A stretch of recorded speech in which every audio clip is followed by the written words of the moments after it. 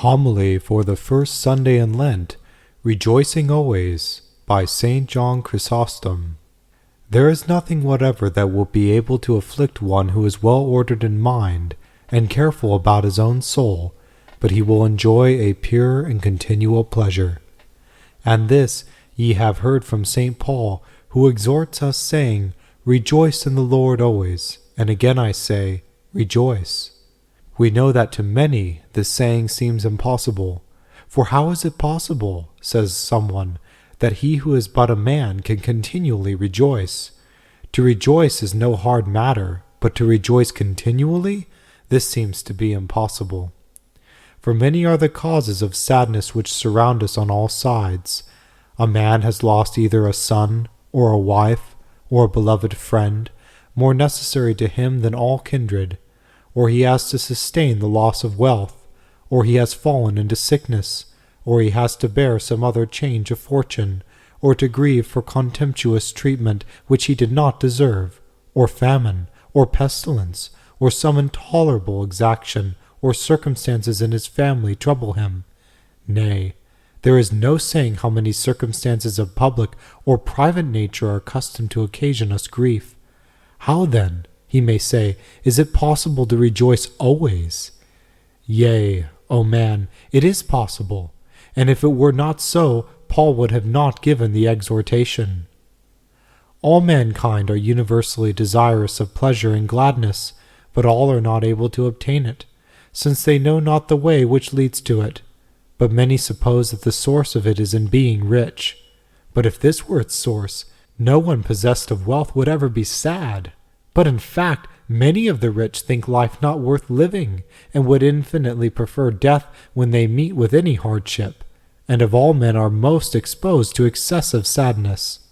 For you should not look to their tables, or their flatterers, but to the trouble that comes of such things, the tumults, the calumnies, the dangers and the alarms, and what is far worse, that they meet these reverses unpractised, and know how not to bear with fortitude what befalls them, whence it happens that calamities do not appear to them such as they are in their own nature, but even things which are really light come to seem intolerable, whereas with regard to the poor, the contrary takes place. Things that are irremediable seem easy to be borne, since they are familiar with many such. Others again suppose that to enjoy good health is the source of pleasure, but it is not so. For many of those who enjoy good health have 1,000 times wished themselves dead, not being able to bear the injuries that have befallen them. Others again affirm that to enjoy glory, and to have attained to power, and to administer the highest offices, and to be flattered by multitudes, is productive of unceasing gladness. But neither is this the case. And why do I speak of the other offices of power? For although we were to mount up to royalty itself, we should find it encompassed with a diversity of troubles, and having so many necessary causes, the more of sadness, in proportion as it is surrounded with a greater weight of affairs. And kings have of necessity as many causes of sadness as there are waves on the ocean. But if monarchy is unable to render life devoid of grief, then what else can possibly achieve this? Nothing indeed of this life. But this saying of Paul alone, brief and simple as it is, will open to us this very treasure. For many words are not needed, nor a long round of argument. If we are only to consider his expression, we shall find the way that leads to it. He does not simply say, Rejoice always, but he adds the cause of the continual pleasure, saying, Rejoice in the Lord always. He who rejoices in the Lord cannot be deprived of the pleasure by anything that may happen. For all other things in which we rejoice are mutable, liable to become fugitive, and subject to variation. And not only does this grievous circumstance attend them, but moreover, while they remain they do not afford us a pleasure sufficient to repel and conceal the sadness that comes upon us from other quarters. But the fear of God contains both these requisites. It is firm and immovable, and sheds so much gladness that we can admit no sense of other evils. For the man who fears God as he ought, and trusts in him, gathers from the very root of pleasure, and has possession of the whole fountain of joy.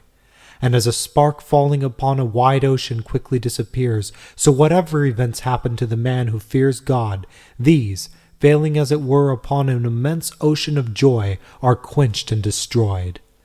This indeed is most to be wondered at, that whilst things which minister sadness are present, the man should remain joyful.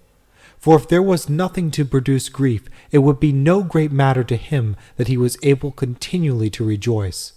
But that at a time when he is urged to sadness by the pressure of many things, he is superior to all these. This is truly a matter of astonishment. And as no one would have wondered that the 3 children were not burnt if they had remained far off from the furnace of Babylon, for the circumstance that astonished all was, that, having been so long in such close contact with the fire, they left it more free from hurt than those who had not been in contact with it. So also we are able to say of the saints, that if no temptation had fastened itself upon them, we should not have wondered at their continual rejoicing. But the point worthy of admiration, and which surpasses human nature, is this, that being encircled on all sides with innumerable waves, they are placed in a far better condition than those who enjoy an entire calm. It is evident, then, that there is no possibility of finding any situation in life encircled with continual gladness from the things without. But I will endeavor also to prove this point, that the believer is one who cannot possibly be deprived of the enjoyment of a continual pleasure, to the end that ye may not only learn, but aspire after this condition of life, which is devoid of grief. For suppose a man having nothing for which to condemn himself, but cherishing a good conscience, and panting after that future state and the fulfillment of those good hopes, what I ask, will be able to throw such a person into sadness?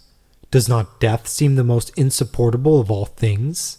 Yet the expectation of this is so far from grieving him that it makes him the more joyful, for he knows that the arrival of death is a release from labor, and a speeding towards the crowns and rewards laid up for those who have contended in the race of piety and virtue. But is it the untimely end of his children? Nay, he would also bear this nobly, and will take up the words of Job, "The Lord gave, the Lord hath taken away. As it seemed good unto the Lord, so it came to pass. Blessed be the name of the Lord forever." But if death and the loss of children cannot grieve, much less can the loss of money, or dishonor, or reproaches, or false accusations at any time affect a soul so great and noble. No, nor anguish of body, since the apostles were scourged, and considered their scourgings as a subject of additional pleasure. And they departed from the council, rejoicing that they were counted worthy to suffer shame for the name of Christ. Did any person insult and revile such a one? Well, he was taught by Christ to rejoice in these revellings. Rejoice, saith he, and be exceedingly glad, when they shall say all manner of evil against you falsely for my sake, for great is your reward in heaven. But suppose a man hath fallen into disease. He hath, however, heard another admonishing and saying, "In disease and poverty trust thou in him, for as gold is tried in the fire, so are acceptable men in the furnace of humiliation." What then, says someone, used not the saints to be in sadness? Do you not hear Paul saying, "I have great heaviness and continual sorrow in my heart"? This indeed is the thing to wonder at, that sorrow brought a gain, and a pleasure that resulted from the gain, for as the scourge did not minister to them anguish, but gladness, so also again the sorrow ministered to them those great crowns. And this is the paradox, that not only the sadness of the world, but also its joy, contains extreme loss. But with regard to spiritual things, it is entirely the opposite, and not the joy only, but the sadness too contains a rich treasure of good things. If thou hast grieved on account of sin, thou hast blotted it out, and hast reaped the greatest pleasure. If thou hast grieved for thy brethren who have fallen, thou hast both encouraged and comforted thyself, and hast also restored them, and even if thou wert not to profit them, thou hast an abundant recompense. So that if any one entertains a godly sorrow, he will thence reap a great advantage. Since, therefore, those who are in tribulation among us are more blessed than those who are free from it without, and those who are sad are more blessed than those in pleasure, what further source of tribulation shall we have? On this account we should call no man happy, save him only who lives according to God. These only the Scripture terms blessed, for blessed, it is said, is the man who hath not walked in the counsel of the ungodly. Blessed is he who thou hast chastised, and teachest him out of thy law. Blessed are the undefiled in the way.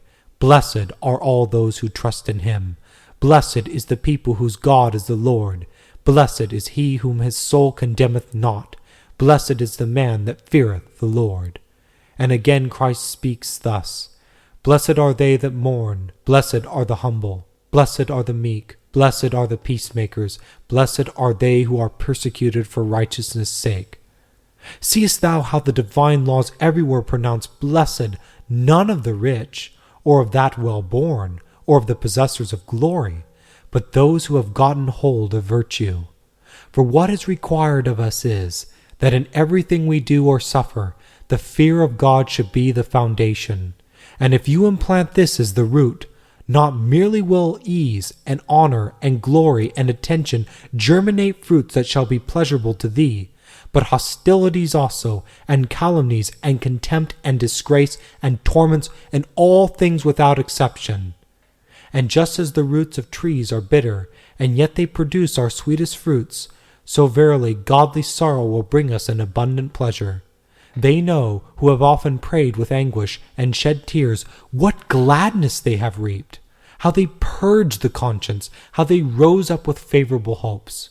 For it is not the nature of the things, but our disposition, which usually makes us sad or joyful.